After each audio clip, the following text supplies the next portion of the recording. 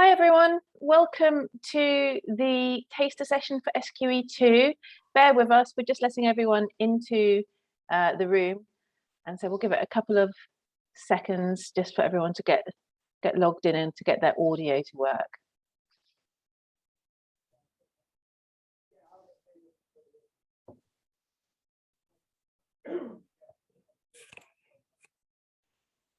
Wow, got close to 100 people in the room, which is fantastic. That's brilliant.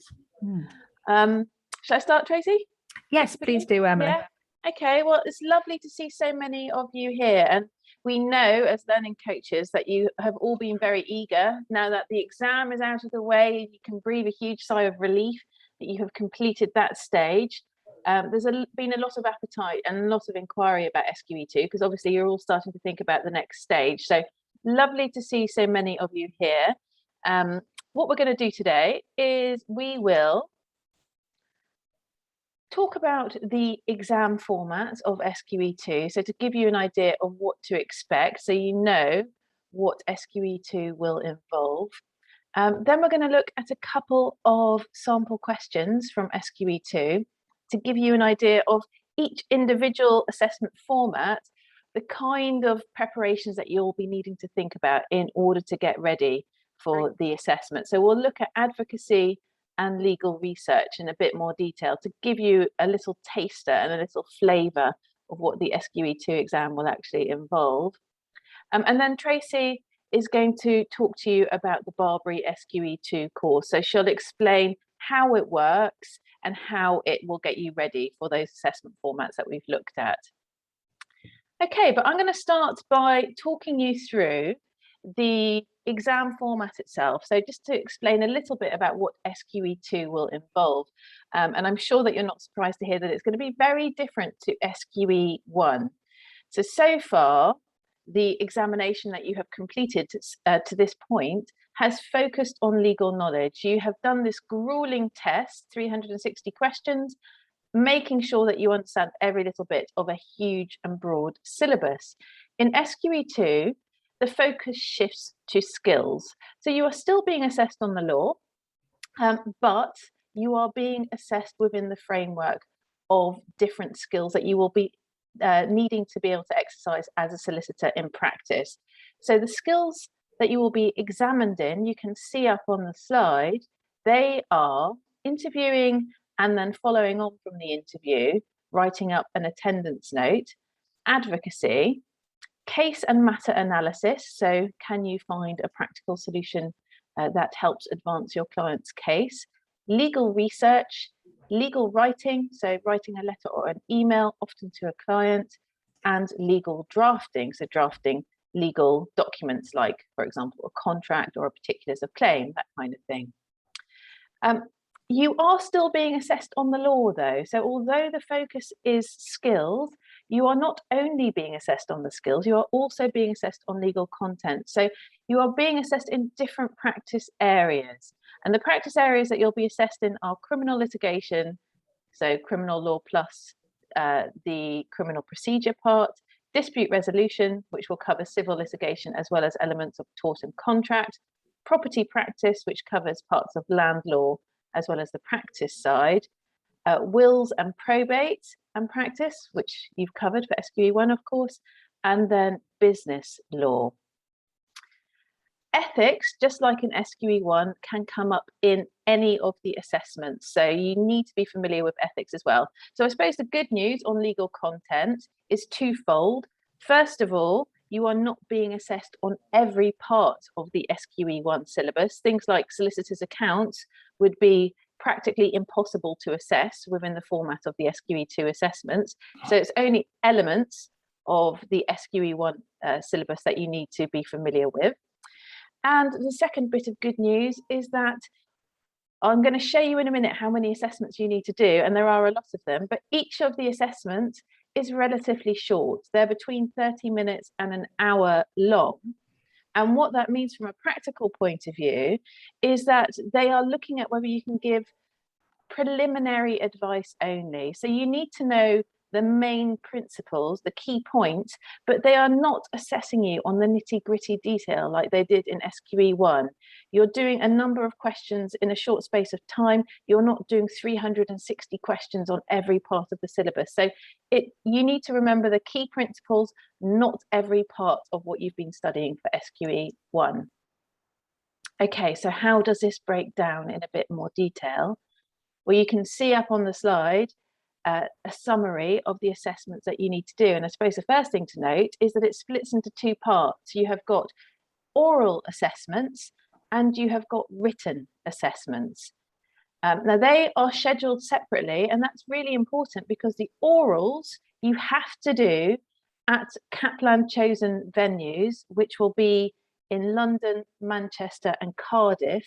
So you will have to travel to one of those centres to sit the oral assessments. The written assessments, on the other hand, they are administered by Pearson VUE, just like SQE1. That means that potentially you can sit them not only across the UK, but also internationally, depending on where they offer the written parts of the exam. So that's great news if you're not local to Manchester or London or Cardiff. You will only have to go to those central places for the orals, not for the written assessments. Okay, now the orals are spread across 2 days, and you have to do advocacy and interviewing twice, so once on each day. Advocacy you do in dispute resolution and in criminal law only. You do not do them in the other practice areas, which is great because that reflects, of course, the practice areas in which you would actually have to do advocacy. The interviewing and attendance note writing you do in property and in probate. So again, not in the other practice areas, only in those 2 areas. The written assessments, though, you will do in all of the practice areas, although they are combined for the written assessments. So criminal and dispute resolution are combined into one subject area. Property and probate are also combined into one subject area. Business is a standalone. So there are 3 different areas in which you will have to do the written assessments.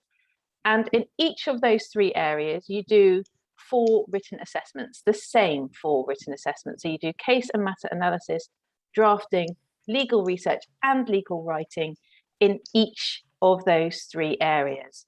For criminal and civil, you will be doing 2 on criminal and 2 on civil. For property and probate, again, you will be doing 2 on property and 2 on probate, but you don't know which one is which. It could be any of them. So you won't know in advance which skill you're going to be doing in each area. Okay, so 16 skills assessments. It's another grueling diet of exams that you need to get through for SQE2. This is not a shortcut or an easy route to qualification. You will have to definitely prove your mettle. So what is the standard that they are looking for? Well, there is some good news on this. So the first bit of good news is that you do not need to pass every single of the 16 assessments, and that is really important. There is 1 overall pass mark for all of the assessments, including the written and the orals. You don't need to pass each part separately. It's just 1 overall pass mark across all 16 assessments. So that means that you can, and in fact, being honest, you probably will bomb at some of those 16 assessments, and that's okay. That's a natural part of the process. You will also shine in others. So again, just like the multiple choice test, you've got to accept that it's not going to be a perfect performance simply because the syllabus is wide and you are doing lots of individual assessments. The goal is to get to the overall pass mark across all 16. The pass mark for SQE2, just like with SQE1, will not be known in advance. They will not set the pass mark until all of the assessments have taken place. And again, that's because they do statistical analysis and they analyse the data very closely in deciding what the pass mark should be for that particular set of assessments. So you will not know in advance what the pass mark is likely to be. But you do know what the standard is that they expect. And the standard is that of a solicitor on day 1 of practice. So anything that a solicitor on their first day of practice would know, you will be expected to know. Anything beyond that, so anything that a solicitor would have to look up, you will be provided as a part of the question papers. So it's a closed book exam. You don't get to take any materials with you, but they will give you information that you need to complete the assessment. So to give you an example, on criminal law, sentence is often an issue that clients want advice on, but it's not something that a solicitor would know off by heart for all offences on day one of practice. So if you do need to advise on likely sentence, you will be given the sentencing guidelines as a part of the question. Okay, now the orals are entirely paper-based. You do not have access to a computer whilst you are completing the oral assessments. The written assessments are entirely computer-based. You'll have scrap paper, but beyond that, everything will be on the computer screen at the Pearson venue. So what does the standard of a day one solicitor actually mean? Well, they'll be looking to see whether you can apply the law and give preliminary advice on the issues that you need to advise on. They'll be looking to see whether you can find practical solutions and advance your client's interests. And they will be looking to see whether you know where the limits of your knowledge lies. So don't be surprised if in an interview you end up saying to the examiner who is playing the client that you will need to get back to them in writing to confirm certain points of advice once you've done further research. That's perfectly acceptable. That is in fact a part of the assessment. They are checking to see that you know where the limits of your knowledge lie and you will not, crucially, expose yourself to a negligence claim. So the most important part of the standard that they are looking for is, can this candidate avoid a negligence claim? So really, I suppose this is a really important difference between SQE1 and SQE2. You are looking to give preliminary advice only and to identify the limits of your knowledge. Okay, so Tracy, I don't know if you want to add anything to the assessment format before we look at sample questions. I think it's probably best if we go on and have a look at some sample questions, and then we can come back and deal with, excuse me, any questions that have come up from students, Sure. prospective students, in the chat in relation to those a little bit later on towards the end of the session, if that's okay. Yeah, brilliant. Okay, then I'll hand over to you, Tracy, and you can talk us through one of the SRA sample questions. Okay, so these sample questions are on the SRA's website and give us some information, excuse me, about the type of question that you might get and the level of the question that you might get. Now, one thing that I would just like to say before we look in detail at this is, obviously this is a new assessment in the same way as SQE1 was a new assessment, but BARBRI have been preparing students for the OSCE assessment for a number of years now, and the OSCE assessment is a very similar style assessment to the one that you will be doing in SQE2, in that it is a skills-based assessment which follows on from an MCT-based assessment, very like SQE1. And so we have had a lot of experience of dealing with Kaplan style assessments in these skills-based assessments set at the newly qualified solicitor standard.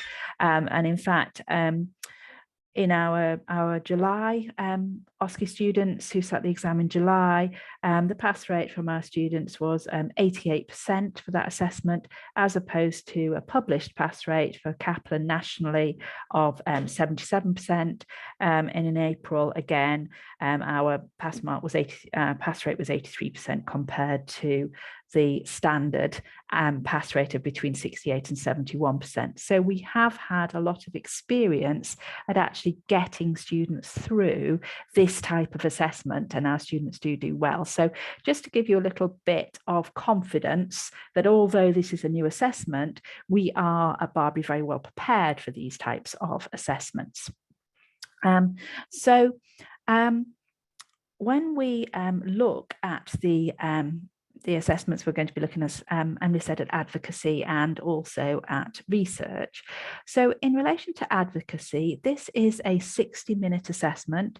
So Emily said, everything is relatively short. All of these assessments that you have, the maximum length is 60 minutes. Advocacy is a 60-minute assessment, and that is split up into 15 minutes of you actually doing your advocacy presentation, or a maximum of 15 minutes. They don't make you talk for 15 minutes, but you can only talk for 15 minutes. After 15 minutes, they will stop you, even if you haven't finished, and 45 minutes to prepare that presentation. Now, students tend to focus on the 15 minutes presentation, I would say, wouldn't you, Emily? Again, this is the same assessment that we have for OSCE, and students are always concerned about that 15 minutes presentation. But in fact, the key to the advocacy and to doing well in the advocacy is not the 15 minutes presentation, but instead the 45 minutes preparation. That's the most important time. And if you use that 45 minutes preparation time really wisely, then your 15 minutes presentation will go smoothly. And if you look at the assessment criteria that's up on that slide, then actually, most of that assessment criteria doesn't really relate to your presentation. Obviously, addressing the court appropriately and the sort of appropriate language and behaviour in the court, yes, but all the rest of it, the things like the structure, the evidence, persuasive arguments, you can cover those all off in that preparation. In your preparation, you have the time to sort out your structure, your arguments, showing that the correct evidence in support of those arguments, and so on. So if we can just turn on to the next slide, Emily, which is actually the advocacy question itself. And I'm just going to give you a few minutes just to read that slide before I talk over it, okay?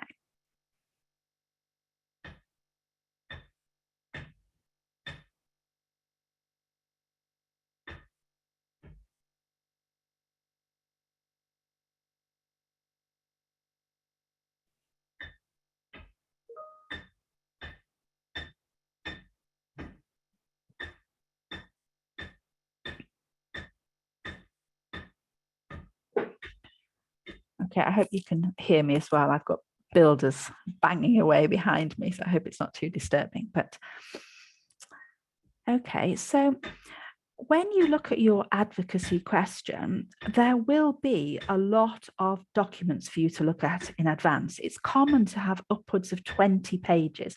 And in fact, this sample question on the website has 22 pages of documentation for you.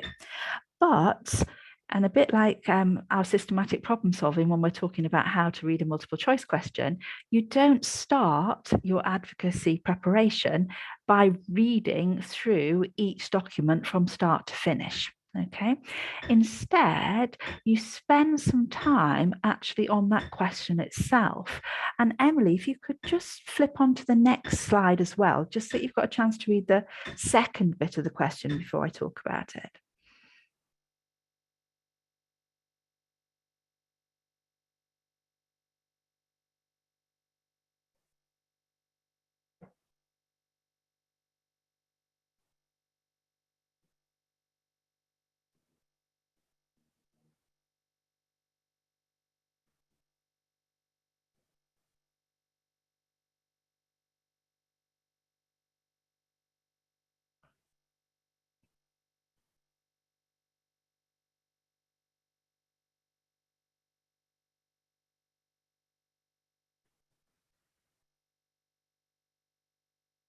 Okay, and just one thing to say, there's a lot of questions that are coming in about the actual SQE2 prep course itself, and I'm not going to be answering those at the moment because we are going to talk about the prep course a little bit later on. So I want to just sort of park those questions. We'll cover them when we deal with the prep course, and if there's anything outstanding after we've talked about the prep course, we'll then come back and answer those questions individually. So we're not ignoring all of the questions that you're putting in the chat at the moment, but we actually have got sort of slides which are going to come up, which are going to cover those later. Okay, so just to mention that.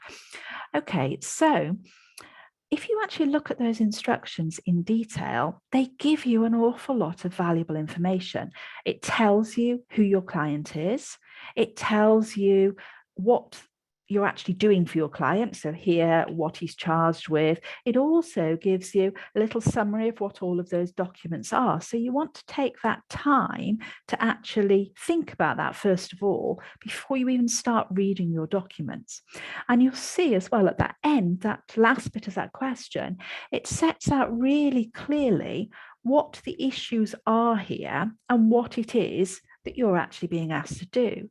So before you start looking through those documents, you want to start off by actually writing out those 3 issues that you've got there in your notes, leaving plenty of spaces between them so you can then go back and fill in the detail that you need to do your presentation once you start actually looking at the documents. Okay, so if you just move on to the next slide, Emily, because that actually sets out the structure of how to actually deal with your advocacy question. So you start off with what are the issues that we're actually going to be covering here. And as I say, write those out perhaps at sort of the top of a clean page each time. So you've got 3 issues on perhaps 3 separate pieces of paper. Quite a good idea, I think, to number your pieces of paper at that point so you don't get them out of order and panic. Okay. And then for each of those 3 issues, you want to write out the legal tests which are relevant to those issues as far as you can remember them, in as much detail as you can remember them. Okay. And this is before you start looking at the documents. And it's like that point that we were saying in SQE1 about you've got to work out what the question is before you're actually going to those facts, so that you're reading the bulk of the information already focused on what it is that you actually need to know. So once you've thought about those legal tests, you're then able to start skimming through those documents. You're not reading each word slowly because you won't have time to read each of those 20 pages in incredible detail in the 45 minutes. So you're skimming through those documents, looking for evidence which is going to help you satisfy those legal tests and enable you to make your arguments in favor of your client's situation. And as you go through those documents, you can be underlining those key passages so that you found them, you don't have to go back to them again. And then you want to put that information into your notes pages. Okay, because to make your arguments persuasive, which remember was one of the criteria for advocacy that we looked at on that first slide, you have to refer to the evidence which actually shows that particular test has been satisfied. So you want to be going back into your notes and actually referring to that evidence. So you want to be saying, page 5, paragraph 6 shows whatever it is in relation to those key conditions in that test that you are trying to satisfy. And once you've done that and gone through your documents and actually written down which of those bits of evidence, and don't write it all out again within your notes, you won't have time to do that, but instead you can say what each of those different things are saying in a paragraph 5, page 6 is in relation to this particular test, and then is in relation to this, and so on. And then you can flip to that particular page when you're actually doing your presentation to the judge and actually read out the highlighted bit that you've already underlined so that you can quote that relevant evidence to the judge, which is going to make your argument persuasive and show that it's not just your opinion that you're saying to the judge, but you're actually taking him through the facts and showing him that really he doesn't have any option apart from to grant the order that you're actually asking, because you can show how that legal test is actually satisfied. You can then write out your introduction. I can't even speak now. Write out your introductory paragraph and your closing submissions, and also maybe some of the little key phrases, because one of the things which people find very, very difficult in advocacy is to actually use the right language, because we tend to say something like "I think" or "I believe" or "in my opinion it's this," and the judge might actually interrupt you at that point and say that they really couldn't care less about your opinion. They want to know what the facts are, because as an advocate, although you are advocating for your client, you are actually presenting the case to the judge and showing all the evidence, which means, as I say, he has to make this decision. So he's not interested in your opinion, he's interested in those facts that you're putting in front of him. And it can be quite difficult to get into that language, which is, as we've got there, if it pleases the court, or I submit. So it can help just to put that sort of language in through your notes, just to remind you of that's the language to use, particularly if you're finding it very strange because you don't actually do any litigation in the type of work that you're doing at the moment. So that means that when you went into this assessment, you would have potentially 3 sides of paper to actually follow, and that gives you that logical structure to follow that enables you to feel confident that you know what you're actually doing, and that you can actually take the judge through those 3 pieces of paper. You won't lose your place, because if you've done it with these big spaces in between, you'll easily be able to find your way through it. You're not going to try and be looking at some horrible scribble of paper where you've got arrows going everywhere, and you've written around the side and up the top and that sort of stuff, so you get lost. Be very, very clear to follow, and that means that you'll be confident. So unless you have a complete sort of rabbit in the headlights moment when you walk in front of the judge, you will actually be able to present that argument and show the judge why he should make the order that you're actually looking for. And having that confidence that you know where you're going, you're not going to get halfway through your presentation and forget what you were going to say, really helps you to be able to keep going for that 15 minutes. And it doesn't have to be 15 minutes. It can be 12 minutes or 10 minutes if necessary.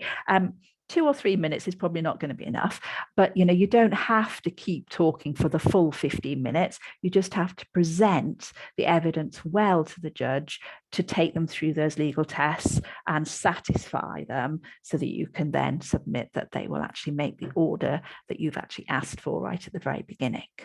Okay. So Emily, I don't know if we've got any questions that are particularly relevant to what I've just said now before we move on to the legal research question. Yeah, we've had one come in, and that's just about the timing of the assessment. So is that 45 minutes to prep and 15 minutes to present? Is that just for one advocacy assessment, yes, or is that for both? No, that's just for each advocacy assessment. So for each advocacy assessment, you'll have one in the context of dispute resolution, a civil style litigation question, and one in the context of criminal. So for each one, you have 60 minutes, 45 minutes to prepare and 15 minutes to present. And that's it on the advocacy. So we'll come back to the course questions in a bit. Okay, well, thank you for that, Tracy. I will have a quick look with you at a research exercise.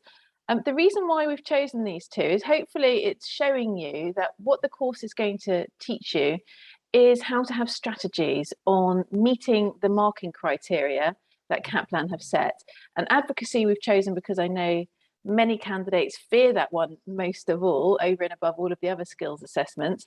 And research we've chosen because even if you have done a lot of research, and I'm sure that many of you have done lots of legal research, this is going to be very different to anything that you've done in your work or even in your academic career. And it's not so much about whether you know how to do research on Lexis or Westlaw, but very much about whether you know what the marking criteria are and how to satisfy those marking criteria. So I'm going to have a quick talk to you about research now.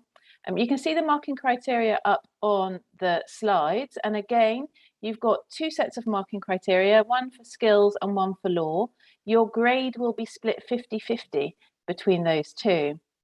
And on the skills, you need to be able to find the relevant sources and information. You've got to provide advice that's client-focused and that addresses the client's concerns, and you've got to express that clearly. And on the law, you've got to be legally correct and legally comprehensive.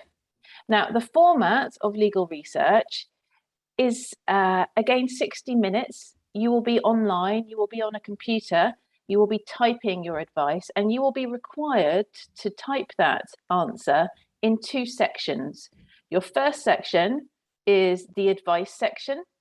That is something in which you are writing up effectively something like an internal memo for the law firm, in which you are writing up a summary of what the law is and how it relates to your client's situation. And ideally, you're doing that in simple language that could easily be edited and adapted to put into a letter to forward on to the client directly. The second part is the legal authorities and reasoning section.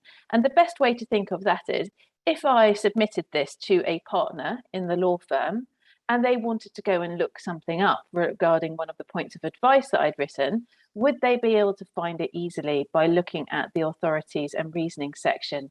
So in that section, you want to include your sources of law, and you want to include what part of the advice they relate to. And you'll probably do that through headings. You'll have different headings for the different issues, both in the advice and in the authorities section. So again, let's have a look at a question. This is the SRA sample question. So it should very closely reflect what you'll get in the exam. Have a quick read of that.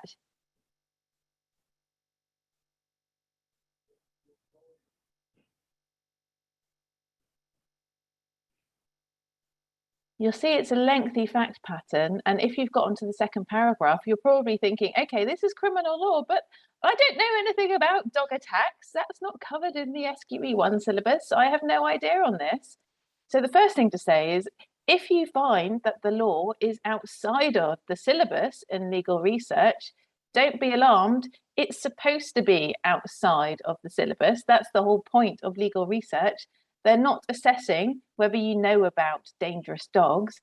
They are assessing whether you have the ability to find information about dangerous dogs using your legal research skills. So by its very nature, the topic will be outside of the syllabus, although it will be related to the matters in the syllabus. You can see on the screen the last part of the question now. And again, just like with the advocacy, the most important bit is the bit at the end in bold. It gives you your instructions. It sets out the issue. Has Keith committed a criminal offence because his dog attacked someone? So you need to research that and write up your answer. Okay, so again, just like with advocacy, that first page of your instructions of the questions is going to be the most important one.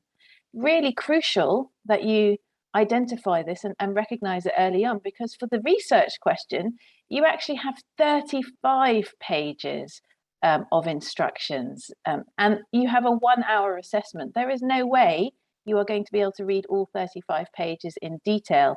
So that first page is crucial. And just like with the advocacy, once you've read that first page, your first task is going to be to identify the issues. So even before you look at any of the other pages, you would be writing up the issues in both the advice and the authorities section, because you'll have the same topics that you need to cover in both. Now, the reason why you've got so many pages for the legal research assessment is because this is research unlike any you've ever done, in that you are actually given the authorities that they want you to look at. So you don't have access to Westlaw, you don't have access to Lexis, you don't have access to any kind of law library, nor will they let you use your own materials. You can only use the 8 sources that they provide as a part of the question. Hence, you will have lots of pages to look at, because 8 sources will easily add up to 35 pages. And it could well be more than that even. Now, with those 8 sources, some of them will be relevant, some of them will be primary sources, some of them will be secondary sources, and hopefully you know the difference between those at this stage. And some of them will be completely irrelevant. So with this particular example, it's a criminal liability question, and there are authorities included which are criminal authorities, and there are other authorities which are about liability for your dog attacking people, but they are civil as to whether you could be liable, I guess, in tort rather than in criminal law. So your task is going to be to skim through those authorities and identify quickly which ones are relevant to the issue that you have been asked to advise on. And then once you have managed to discard maybe 3 or 4 of them for being completely irrelevant. With the remaining 4, look at which ones specifically address the issues that you've been asked to advise on, and which are primary and which are secondary sources. In your authorities and reasoning section, you will not want to cite as a source of law a secondary authority. Halsbury's Laws or Criminal Practice Handbook, these are really useful resources that we all rely upon, but they are not sources of law. So you will need to be providing the relevant statutory references or case law as your sources of law in the authorities section. As you're reading through them, remember it's all online, you'll be copying and pasting the relevant extracts that you want to rely upon into your authorities and reasoning section. And then once you've done that, you'll be writing up your advice, and your advice will follow the IRAC structure that some of you may be familiar with: issue, relevant law, advice, and then conclusion for each point that you address. 60 minutes is not a lot to be advising on what could be 2 or 3 different issues and skimming through 8 sources of law. So having a strategy on how you are going to be managing your time is really, really important to make sure that you get through all of the material that you have in front of you. So again, this is what BARBRI's course is designed to do. It's to help you understand what you need to achieve within the time frame available, and then give you strategies to help you to do so.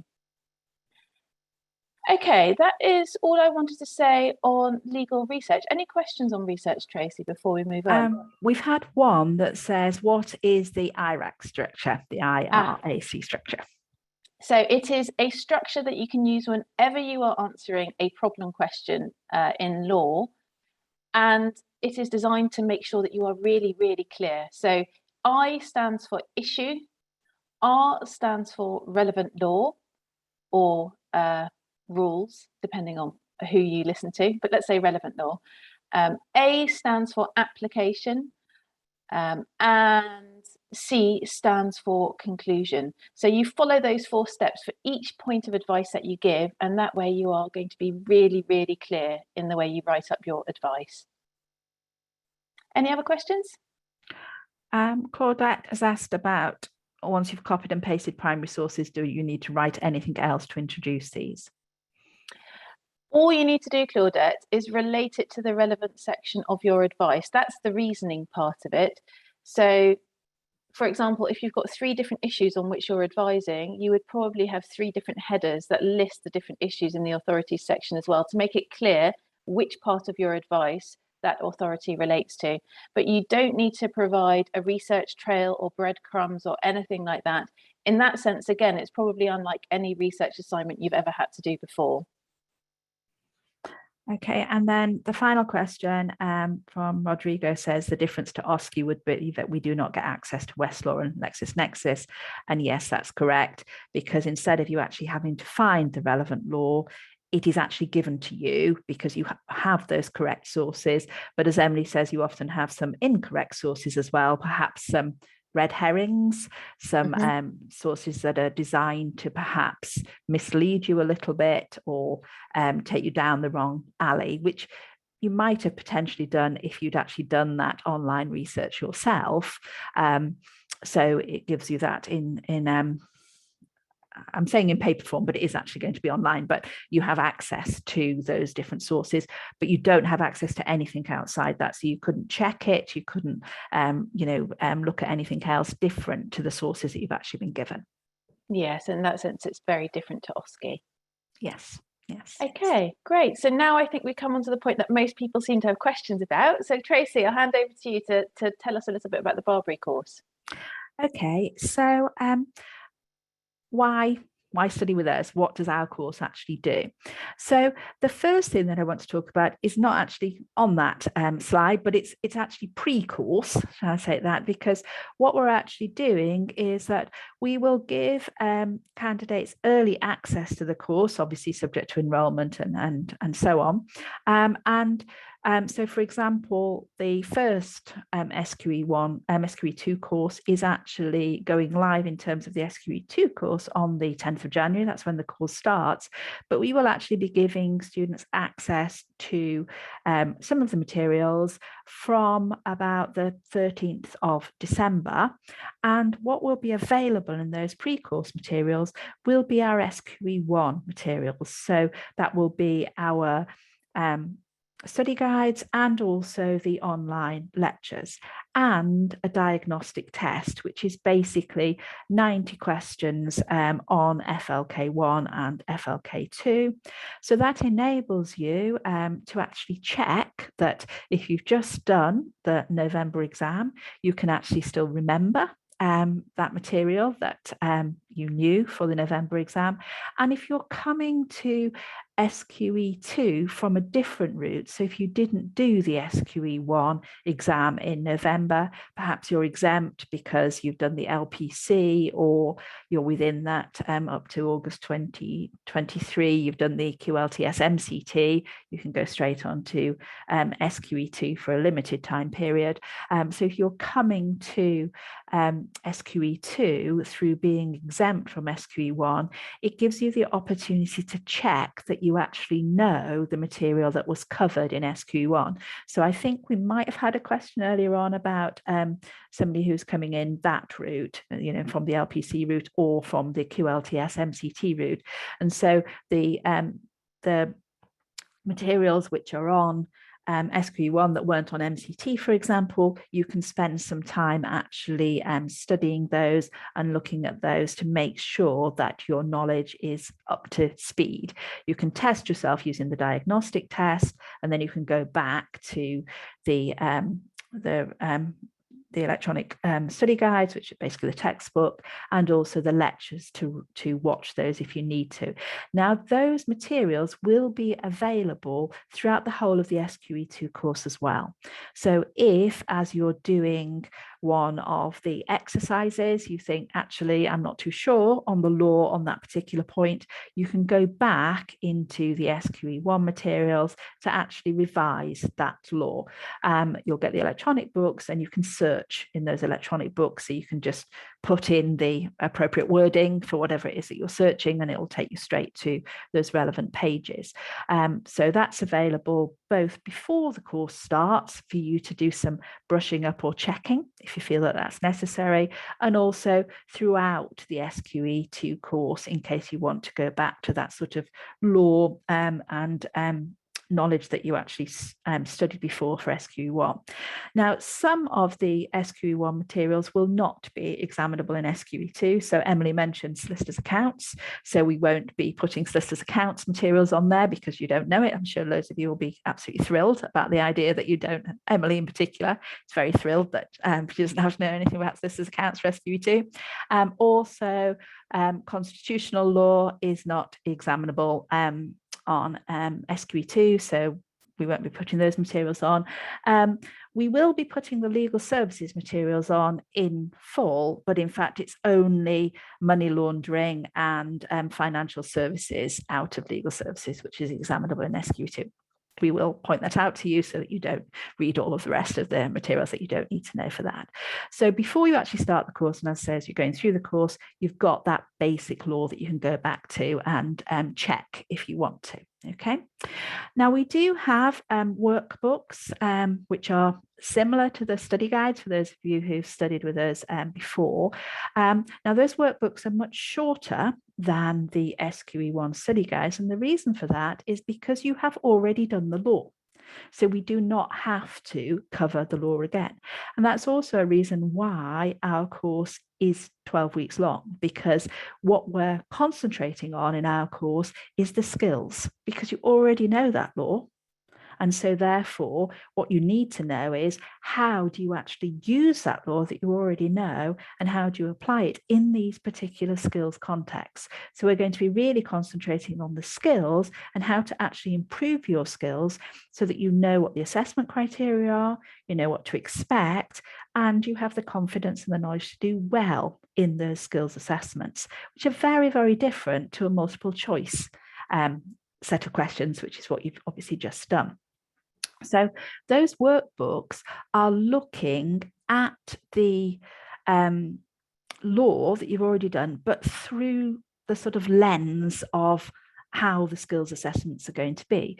So for example, in property, you looked at in SQE1, you looked at land law, you looked at procedure, you knew all of the things that you had to know about before you exchange contracts and so on.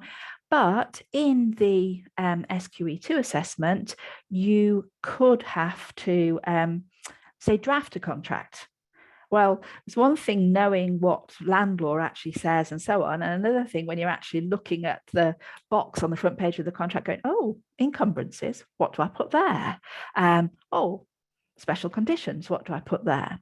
So that's what the workbooks are doing. They're saying, okay, you know all of this land law, but how does it actually operate in practice? How would you actually draft a contract? How would you actually draft a transfer? Or in business, for example, you know from SQE1 whether or not it's an ordinary resolution to deal with authority for directors to issue shares, or whether or not it's a special resolution to change the name of the company. You know whether something is going to be a director's decision or a member's decision. But in SQE2, you could actually have to draft that documentation. So, you know what goes in the notice of a general meeting because you learned that for SQE1. But actually, how do you draft a notice? What, you know what information has to go in there. How does it actually have to look? What's the wording for that?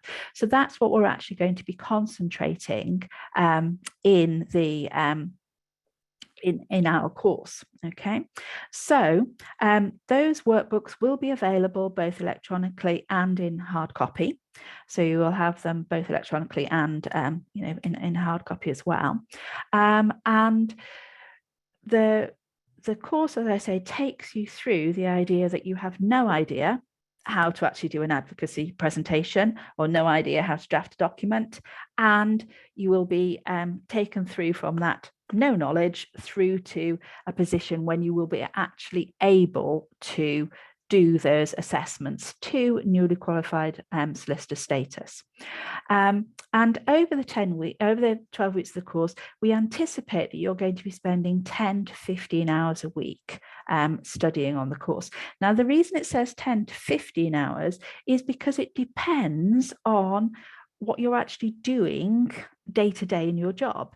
If you're actually working in legal practice and you're spending a lot of time actually drafting documents, then on those weeks when we're telling you to focus on the drafting, then you might not have to spend as long on those particular activities. Whereas if you've never actually drafted a document before, then you're going to need to take a little bit longer over that. Okay. Then we explain to you what the assessment criteria are and what things the assessors are actually looking for you to achieve in your assessment. So we have some pre-recorded videos when we discuss the assessment criteria, and we also show you good examples of that criteria and so on. And then we're going to be building up your skills.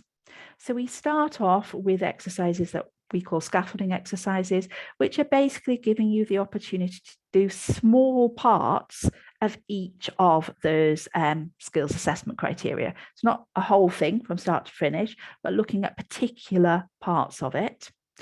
Then you go on to doing some self-practice. So you actually have a go at doing questions which are of exam standard, and you get a exemplar for you to compare your answer to. You also have the opportunity to do peer review with that and actually look at other people's work and get other people's comments on your work. And for the interviewing and advocacy, we actually have some pre-recorded interviews and advocacies that you can actually watch. And then we get on to what we call the PFAs, which is where you will actually have individual feedback on each of those skills with a learning coach. So you will, for the self-practice activities, there is a self-practice activity for every skill in every subject area in which it will be assessed. For the practice with feedback, we have 4 written skills. So each of the written skills, you will get individual feedback on that written skill once. And because most people are more concerned about the oral assessments, then there are 2 practice feedbacks for each of those oral assessments. So you will have the opportunity to get individual feedback on an interview in the context of property and an interview in the context of probate. And for advocacy, you will get individual feedback on a criminal advocacy and also a civil or dispute resolution advocacy. Okay. And then finally, at the end of the course, we have some mock exams where you will actually do each of the skills once, again in exam conditions, and again get individual feedback on your performance, so that by the time you've done those mock exams, you have a lot of confidence that you actually know what you're being assessed against and you can perform well in each of those assessments. As well as those actual activities, you will be having workshops with your tutor and your study group, where you will be looking at particular issues around the course and the assessment criteria and so on. And you will have the opportunity to attend workshops where we will be looking at the self-practice activities. So although you have an exemplar for each of those self-practice activities, we will also be running live workshops, which will be recorded as well if you can't attend them, where we will be looking through those self-practice activities, making some more comments about it from a tutor's point of view of the sort of common errors that people fall into, and dealing with any questions that students have about those self-practice activities. So that's the basic course. We are going to show you some examples of the materials in a moment, but are there any questions that have come up from that, Emily, that we could answer at this point?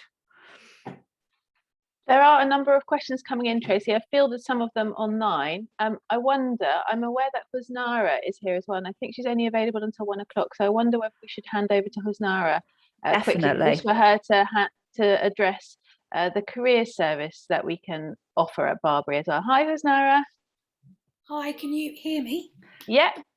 Great. Okay. If you want, you can take the slides down, and I'll just chat to the students because I don't have any slides. I've got a career slide which I'll just put up. Well, there you go then. Just the one. There we go. Good afternoon, everyone. Great to just look from watching this chat. I've recognised a few names, so it sounds as though you've got quite a few existing Barbary students on the call, or those who have just finished their exams in November. First of all, I hope the exams have gone well for you, and good luck when the results come out. As you know, the SQE route to qualification, it requires you all to do some qualifying work experience, which comprises placements with up to 4 different organisations. Some of you will be exempt, especially those who are dual qualified, but I've been alongside a lady called Jane Drew to help run the careers provision for Barbary, and I'm pleased to say that we have got quite a lot that we are able to offer students.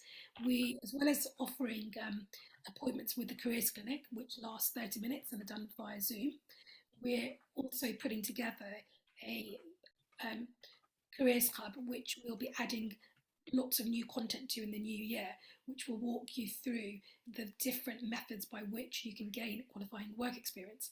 So for those of you who aren't familiar with sort of how that works, as I've said, the experience can be gained in up to 4 different organisations. It can be gained either during your SQE prep courses leading up to the exams. Some of it can also be gained retrospectively.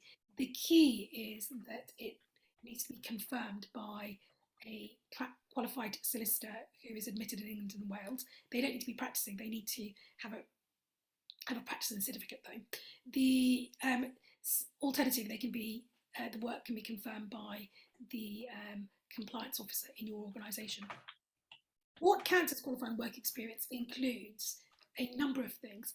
Firstly, it will be paralegaling, and I know from talking to some of the students who have had appointments with me that appears to be a very popular route to qualifying as a solicitor through the SQE pathway. The alternative is to do a training contract, which all of you should be familiar with. And it sounds to me from talking to the profession and contacts I've got within law firms that the bigger firms are still going to be offering something that looks remarkably similar to the traditional training contract, which was the work-based learning component of the LPC route into qualifying as a solicitor. Other ways of gaining experience will include volunteering in careers in legal clinics or law clinics. If any of you have done a sandwich degree or in the process of doing a sandwich degree, then you could potentially explore whether your placement year on your degree counts as qualifying work experience. The message I wanted to get across really, and what's very, very important for BARBRI as an institution, is that our job is done when you end up getting the qualifying work experience that's going to be of good quality to get you through to the finish line, and then beyond that, which is to enable you to either be retained with the organisation you're working for as a newly qualified solicitor, or to enter the marketplace with a really impressive CV and relevant work experience that will get you a newly qualified solicitor job. So I don't need to tell you, but there's been quite a lot of sort of press coverage about the concern regarding the LPC gamble and under the route that is in the process of being phased out. You can't really do your training contract until you've done the LPC. So that gamble is obviously now gone away, and you're able to gain your qualified work experience either before, during, or after you've done your SQE prep courses and exams. So that flexibility is very, very welcome. The concern now is whether the LPC gamble has shifted to, okay, I've now got my SQE, past both stages, I've got my qualifying work experience, but now I can't get an NQ job. So my role, as is the case with Jane, is to guide you through that so that the routes that you explore with regard to gaining qualifying work experience is going to be robust, that will really help you to pull together a solid NQ CV, because otherwise it really will potentially shift the gamble away from whether or not you should be doing the SQE or not to, can I now get a newly qualified solicitor job? So in terms of what we can do at the Careers Clinic, we can give you general careers advice. I know that a lot of career changes, for example, are enrolled onto the SQE course because it's viewed as a attractive, flexible route to breaking into the legal profession. So we can guide you through what qualifying work experience looks like, how you go about looking for it, whether you should go down the training contract route or whether the flexibility of the paralegal route is more attractive.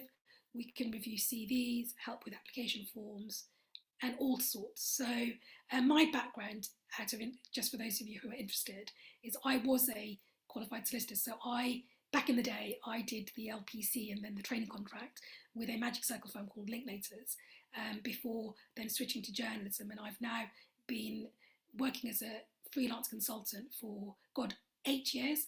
And much of the work I do is all careers related. Jane is a graduate recruiter through and through. She spent, I believe, 25 years working in graduate recruitment, mostly at a law firm called Nabarro, which some of you may know is now part of CMS Cameron McKenna. So she's really, really good pedigree in terms of helping students navigate the sort of work experience sort of part of the qualification process. The appointments with the clinic are available on a rolling basis, and we certainly encourage all of you to take advantage of that. The hub, as I said, it exists already for current students, and we plan to expand it in the new year, and that will have things like CV templates, cover letter templates, and just quite detailed tips on, for example, how you find a paralegaling job, because usually you'll find that paralegaling involves a CV and talking to recruitment agencies, whilst applying for training contracts would still require you to go down the traditional route of applying via online forms. So we're very versatile, we're friendly, and I think the fact that both of us have industry background and knowledge and insight is a real sort of selling point, I think, is in terms of the careers provision that BARBRI is offering to its students. So there you go, that's me and the Careers Clinic, and in a nutshell. I'm happy if anyone has any questions to take a few before we go back to Tracy and Emily. There are a few questions that have come in, Husnara, so that would be great. So for example, for qualifying work experience, does work experience, e.g. paralegaling at Linklaters in America count, or only experience in the UK? I think overseas work experience does technically count as qualifying work experience. The challenge is identifying who the person is going to be that's going to confirm it. Okay, so, and this is what I mean about making sure that the qualifying work experience you get is of good quality, because I've noticed this question coming up about, you know, this sort of potential blockage with regard to newly qualified solicitor positions. You know, all the qualifying work experience you gain, I believe, should be in some way related to the area of law you ultimately want to specialise in. So yes, working as a paralegal at a high profile firm like Linklaters looks, you know, sounds like a good start, but I'd want to know whether what you're doing is relatable to an area of law, because the way the traditional training contract works is that, of course, some of it is about gaining the skills, and that's essentially what SQE2 is testing you on. That's the skills-based element of the assessment process. But the other part of doing a training contract is giving you exposure to the areas of law that you will end up qualifying into. So that's why you do a seat in corporate or a seat in family law. And that's why I think it's really important to make sure any elements of your qualifying work experience is properly planned. And that's certainly something that Jane and I can help you with. That's great.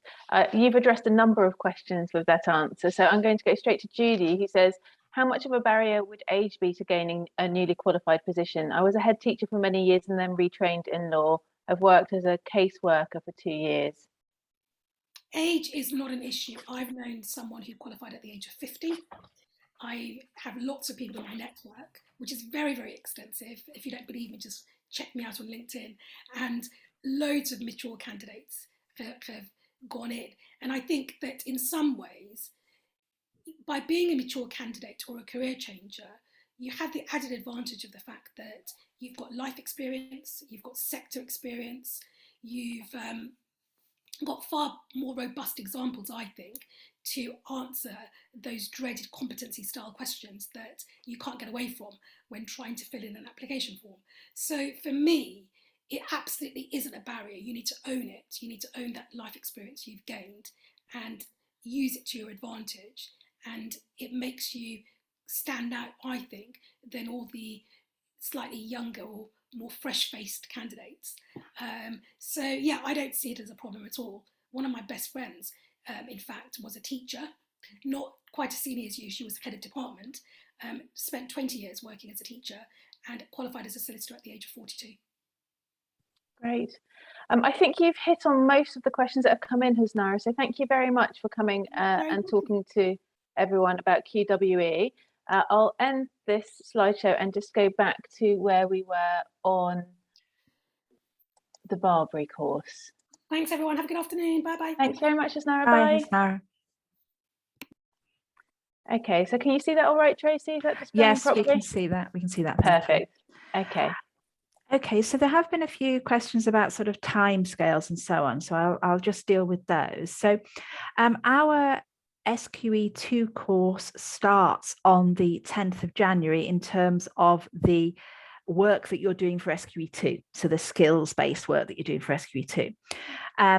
If you enroll before that time, then you will have access to the SQE1 materials for you to prep and revise or check that you have done those if you've come from a different route. And that will be from about the 13th of December. Oh, Emily, can you make the slides bigger? I don't know. I'll try. Okay, hang on. Because we can see actually How about that? Yeah, I think that's a little bit better. Yeah, okay. Thank you.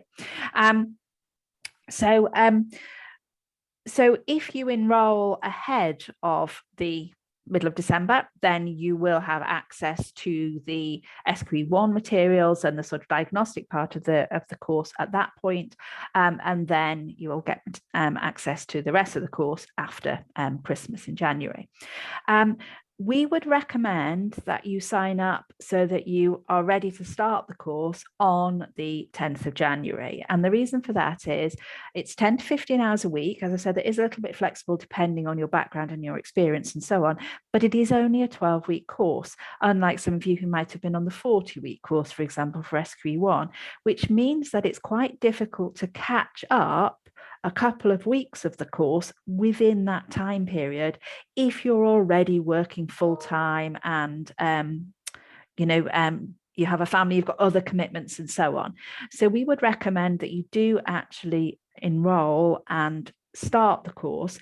If it turns out that you have not passed SQE1 and the results are going to be out, the SRA have said, on or before the 24th of January, which is obviously after our course starts, then we will, for the January course, this won't be the case for all of the courses, but we will for the January course, enable you to, if you wish, you can carry on with the course if you want to, but obviously if you wish, that will enable you to effectively stop at that point, and the fees that you've already been paid will be carried across and credited to a later SQE2 course once you've passed the SQE1. Now, obviously, if you've done SQE1 with us, you would then be entitled to your guarantee SQE1 course. So any student who's done the SQE1 prep course with us and fails will then be entitled to go on to another SQE1 prep course within 12 months of your results date. So you could, if you wanted to at that point, effectively pause your SQE2, leave the SQE2 and go back into SQE1. So you could join the existing 40-week course that started in September that is preparing for the July exam, or if you wanted a full 40 weeks to prepare again, for example, you could join the April course that's preparing for the, gosh, this starts getting really difficult, the January 23. Not very good once I start getting beyond next year, but anyway, you could join our April 22 course preparing for January 23 if you had to retake SQE1 using the BARBRI SQE1 guarantee.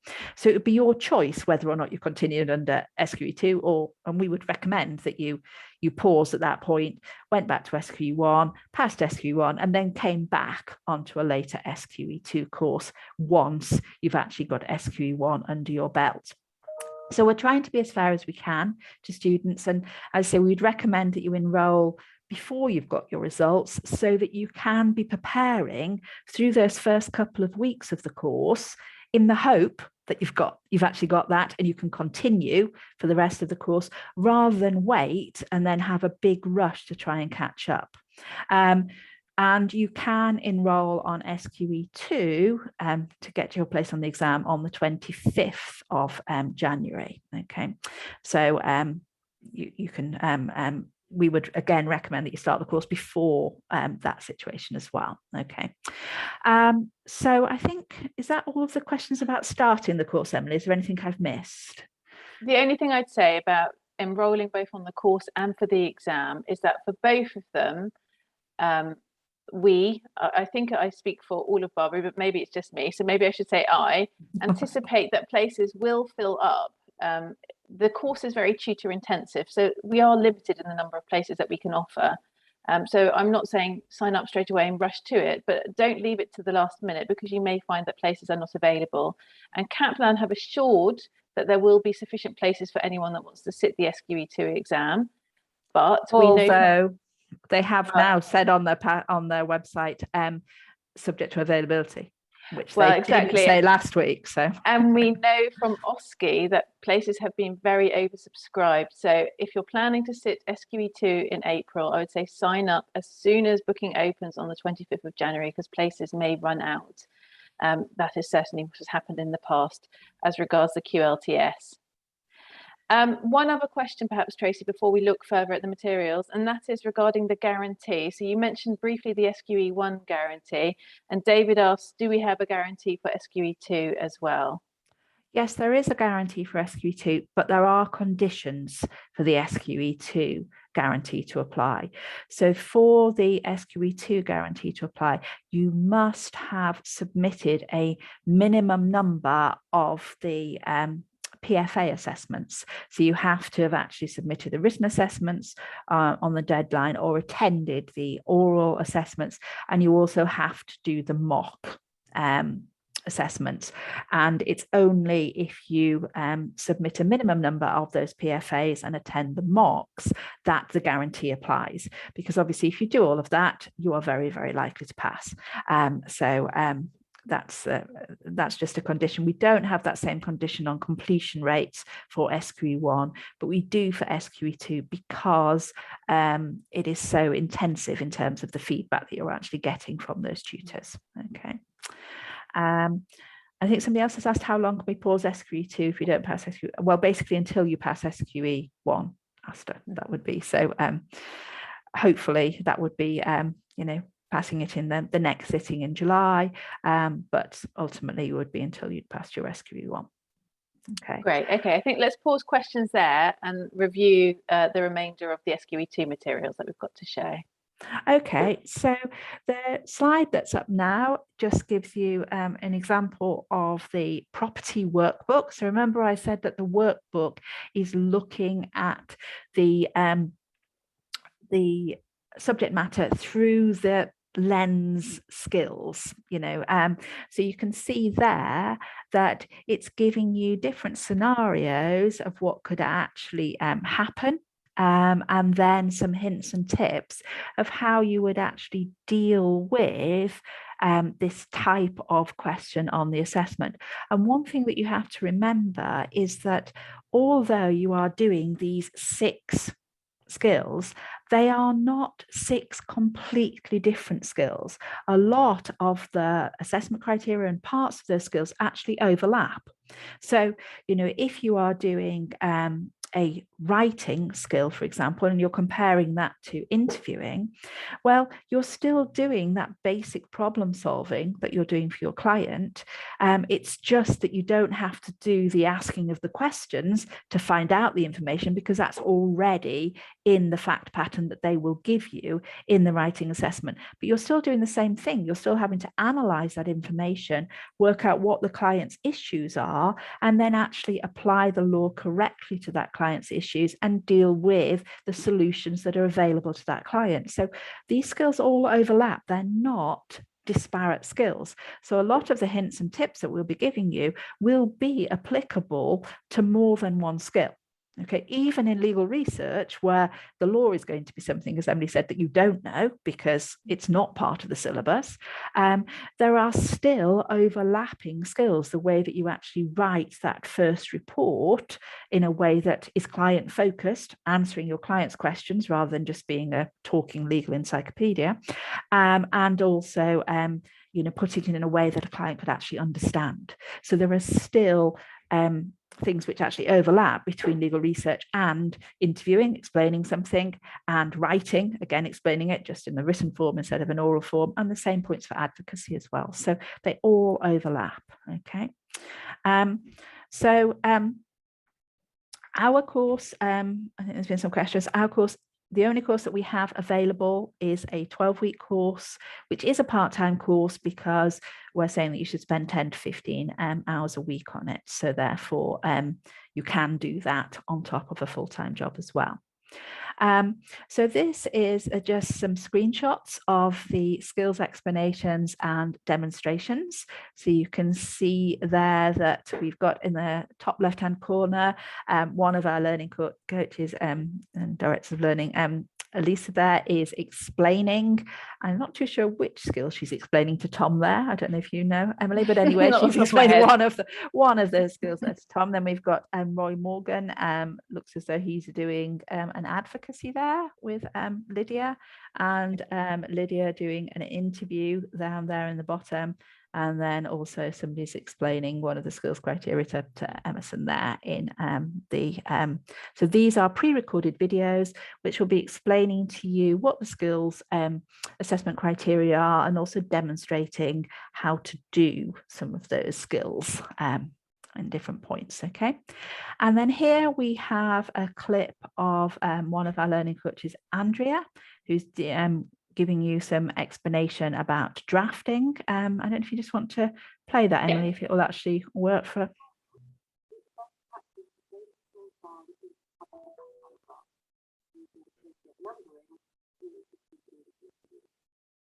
Let's now think about obligation and the correct language to use. On the screen you can see alternatives, but which is correct? So if you just pause it for a moment, Emily. So the way that these skills explanations work is similar to the SQE1 lectures, that you do actually have to do activities as you're going through them. So you can see here, you actually had some questions that you had to fill in, and there will be a mixture of different activities that you will have to do and complete as you're going through these skills explanations. They go into more detail and more depth than the types of activities that you might have had on the SQE1 lectures. So they're not just multiple choice.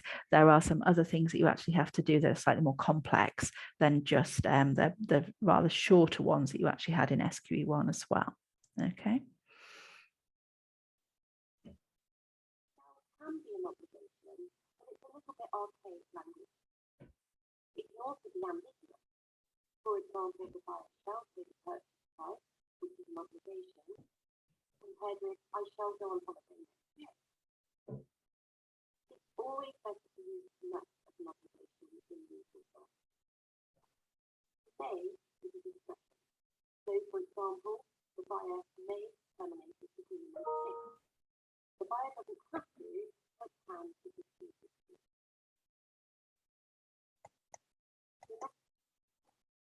Okay, so moving on, we've got a self-practice activity here for legal writing for property. So it will all be available on your PSP. So you will read your question, and then you will write your answer. Sometimes it might give you a template to fill in, other times it might not. And then you will actually submit your answer through the system onto the system itself, and that will then release an exemplar for you to actually have a look at, and then you will get individual feedback on your submission, which will be linked to the assessment criteria. So we'll look at each of the assessment criteria, and the feedback will tell you whether or not you have performed satisfactorily against that assessment criteria, using the same way that Kaplan mark, which is superior performance, clearly satisfactory, marginal pass, marginal fail, and clearly unsatisfactory. So all of it is linked to those same assessment criteria and the information that Kaplan are using for their assessment. So everything that we do is linked to the Kaplan assessment. Okay. Here's a practice feedback activity. So you'll see that if you're doing an interview, as here, then you will get the information and you would spend 10 minutes preparing that information, because that's what you will actually do in the assessment. And then you will have a 25-minute interview, exactly the same as you would get in the Kaplan assessment, where you will be interviewing a learning coach who will be playing your client. And then you will spend 25 minutes writing up your attendance note, which again, you will submit online, and your learning coach will then give you feedback on how you did according to the assessment criteria for both the interviewing and also the linked attendance note. And that's the only thing which is slightly different to how it will be when you do your assessment with Kaplan, because with Kaplan, your client will not be a solicitor. They will not be a qualified lawyer. They will actually be a trained actor who will actually be doing your interview with you. Your attendance note is, however, marked by a lawyer, by a qualified lawyer. So that's only the slight difference, because we will actually have the learning coaches being your clients that you'll be interviewing. So apart from that, everything will be the same as it will be in your real assessment. Okay. Great. Well, that takes us through all of the course materials that we wanted to show you. Husnara's already spoken to you. So the last slide is just details of another event that we're going to be having, which is a frequent question and answer session, which we're going to do on the 15th of December regarding SQE2. So there is a QR code up there on the screen. If you want to come along to them, that would be great. But Tracy, shall we spend 10 minutes now going through as many questions as we can to address candidates' issues? Okay, so I'll start by reading some of them out to you, Tracy. And can I say to anyone still here, if you have questions that we've not yet addressed, then do please feel free to add them. Okay, Emily says, I'd like to have a longer course. Is there an option for a longer course? So you've already addressed that and said no, unfortunately not. But we do, if you are planning to sit in October, November, I anticipate that we will be giving early access if you sign up early to the SQE2 course. So that's one way of making your own study a bit longer. Sign up early and start working through the materials at an earlier date. Then Hassan asks, I've completed QLTS MCT. Can I directly enroll for SQE2?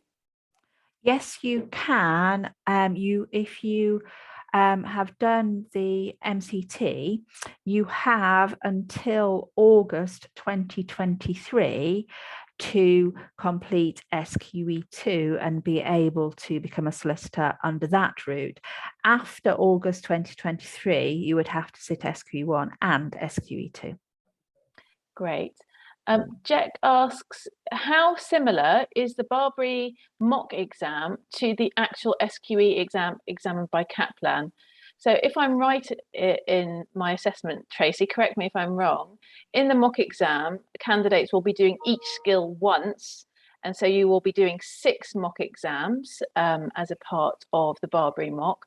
In the actual exam, you will be doing 16 individual assessments because you will be doing each skill in different practice areas as required by the exam. The mocks don't give you 16 individual assessments because that would take you far too long and actually be far too oppressive in terms of your preparation. Is that right, Tracy? That's right, yes. So you'll do each of those skills once across a mixture of the different subject areas. So your advocacy could be in dispute resolution or in criminal. You won't have both of those. And the other difference is obviously they're spread across, so you will do your orals on one day and you're written on another day, whereas because you have more assessments in the actual assessment, that would take longer. You'd have 2 oral days and 3 written days. So that's the only other thing, that we will be on the written days, we'll be combining the different subjects because you will have 4 written questions across the different subject areas, whereas in the actual assessment you will have 1 business day where you'll have your 4 written subjects in, 1 probate and property day with your 4 written subjects, and 1 dispute resolution and criminal day where you'll have your 4 different written subjects. So it's just slightly compressed, but apart from that, it will be the same. Great. Danny asks, how many feedbacks do we get in each area? I don't know if you know that off the top of your head, Tracy. So for the PFAs, there's 8 PFAs and then 6 mocks, so 14 individual feedbacks overall, and you get 1 individual feedback on each of the 4 skills as the PFAs, and then you get 2 interviews and 2 advocacies. Great, thank you. Okay, Layla asks, where can we get all of the SQE2 information on? Is there a link, please? So it depends which parts of the information you're talking about, Layla. There will be information on our course on our website, and this is being recorded and will also be made available. Information for the exam you can find on the SRA website. So if you Google SQE2 SRA, it will take you to the detail of the assessment specification, including sample papers for each of the skills. Anything you'd add to that, Tracy? No, I think that's all of the information. So you start with the website, and then if you go to the same website that you use for SQE1 for the SRA, that has the information from the SRA about SQE2, as you said, sample questions and details about the sittings. I think somebody's asked when the first one is in 2022. So the April sitting, the written sitting, is the 11th to the 13th of April, and then the orals are over 2 sittings. So one of them is the 19th and 20th of April, and the other one is the 21st and the 22nd of April. So when you actually book your place, then you will choose which oral that you actually want to sit. And that also might be linked to the place that you want to sit it, because as Emily said right at the very beginning, you have to do your orals in currently Cardiff, London or Manchester, and the SRA have not yet confirmed, or Kaplan have not yet confirmed, whether or not both the 19th and 20th and the 21st and 22nd are available at all 3 centres. So I think that will be confirmed once they actually open the booking, and you can see. So which sitting you choose might be dependent on geography as well as dates, but the written sitting is the 11th to the 13th. So there is a little bit of a gap between the written papers and the oral papers, because they're, sort of a week later. Great. David asked, for drafting in assessments, will we be provided with precedents to use? So David, the short answer is you might be, but not necessarily. So drafting can include filling in a form that they've provided you, drafting and amending a template, or drafting from scratch, so freestyle drafting. Any of those 3 could come up in the drafting assessment. Layla asks, who do we contact for early access to the material to enrol? You contact UK Operations to enrol. The details are on the website. Okay, and Christina asks, when's the latest that we can sign up for SQE2 Prep? I'm happy to sign up and pay the deposit, but avoid paying the full course fees in case I change my mind. At what point does she become liable for full fees? Well, you become liable for the fees. You have to look at the terms and conditions, but basically after a certain amount of, 14 days cancellation period or whatever. But obviously, if you fail SQE1, then you can defer your SQE2 course, as we talked about before. Until you pay, I think you can pay in 2 installments. Until you pay the first installment, you won't actually be allocated a tutor space. And as Emily said, we only have a finite number of tutor spaces. So that is something to bear in mind when you're actually thinking about enrolment.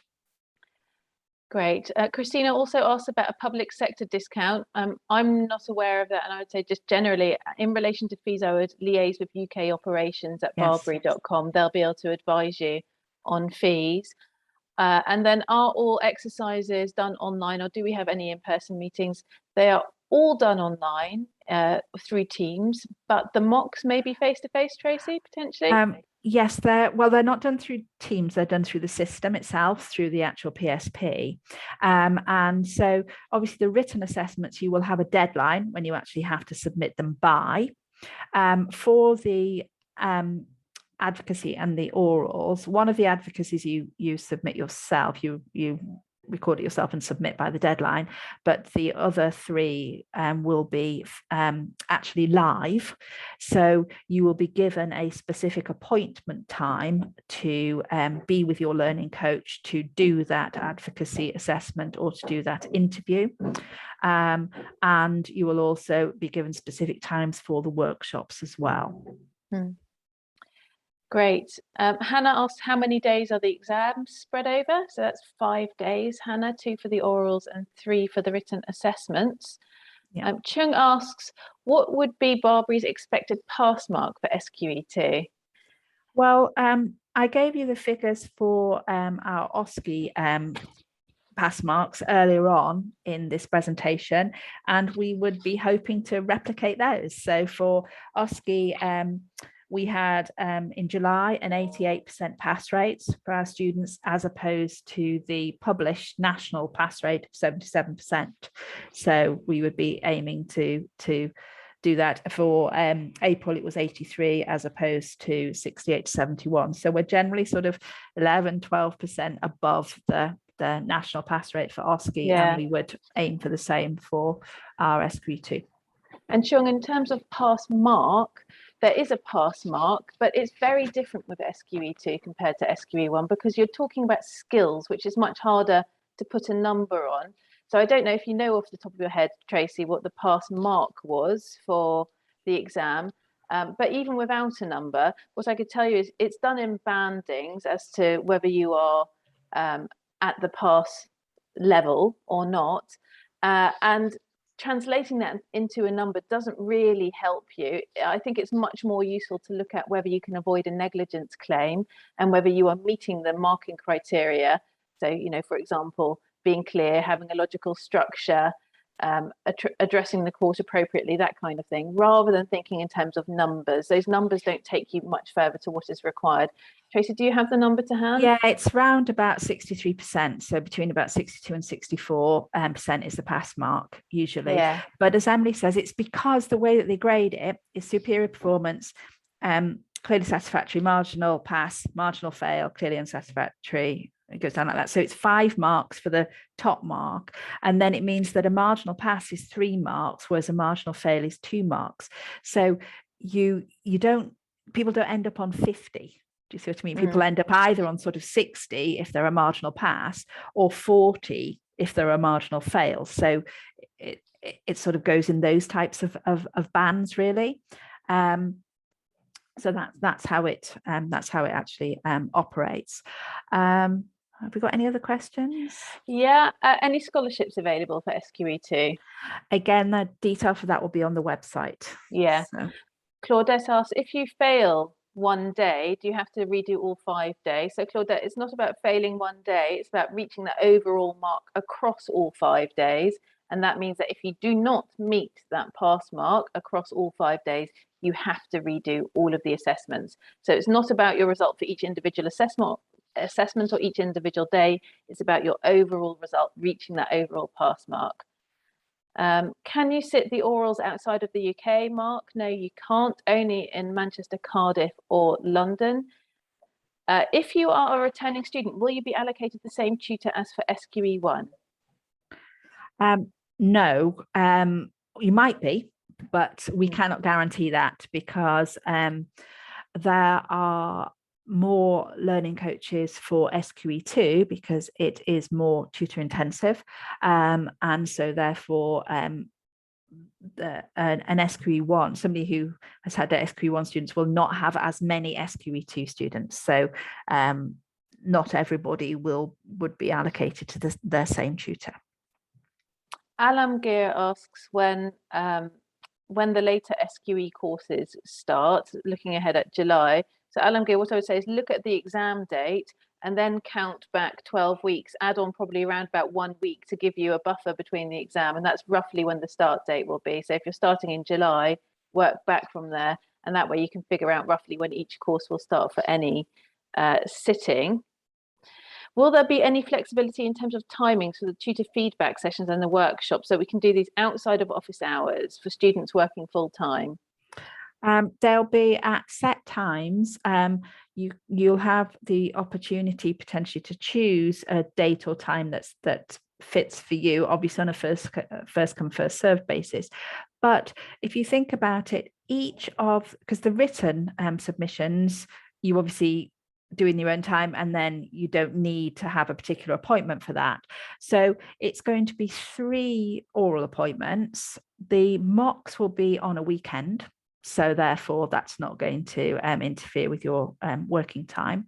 So you'll have 3 oral assessments at a particular point, 1 half-hour tutor call that you will have to get you ready for the actual exam, and then I think 3 workshops with your tutor. So over the whole 12 weeks, you're looking at sort of no more than 1 hour a week, and often less that you'll have as that particular appointment. So hopefully you'll be able to fit it in even if you're working full time. Great. And Arshad asks, if I'm sitting SQE1 in July 22, can I then start the SQE2 course straight after for the October 22 sitting. I won't know my results until I'm midway through. For that cohort, we will not be able to allow you the opportunity of being able to defer the course, because by the time the results are available will only be just before the actual the next exams are due. So we would actually recommend that you wait until you've got your results and then enroll, because there'll be another course starting for the next SQE2 just after you've had the results. That's what we would recommend that you do. Okay. Great. I think that's all the questions. Oh, we've had one final question, which is quite a good one actually, from Carmen, about are we expected to dress for court? Yes, you do have to, for your oral assessments, you do actually have to attend in business attire. Now, they did relax those rules at the moment for OSCE because of COVID. I don't know if they thought that's because of, you couldn't dry clean a suit or something overnight or whatever. But usually, yes, you do have to do your oral assessments in, I think they call it formal business attire is the appropriate wording, isn't it? So basically that means something that you would be able to go to court in normally, so a suit or sort of relatively sober and somber clothes, should we put it like that. Whereas for your written assessments, you can go in your, in a sweatpants or whatever. There's no dress code for the written assessments, only for the orals. Even if there wasn't a dress code, let's say COVID continues, it's a good practice anyway to dress up and wear business attire, because it will make you feel the part, which will make you present more effectively. So even if it's not a requirement, you definitely should wear a suit for your oral exams. Okay, well, thank you very much for coming along and for all of your excellent questions. I hope that you found it helpful. If you are interested, you can see the details for our upcoming SQE2 event on the 15th of December. Hope to see some of you there. And in the interim, if you want to get signed up for SQE2, get in touch with the operations team. Hope to see you in January.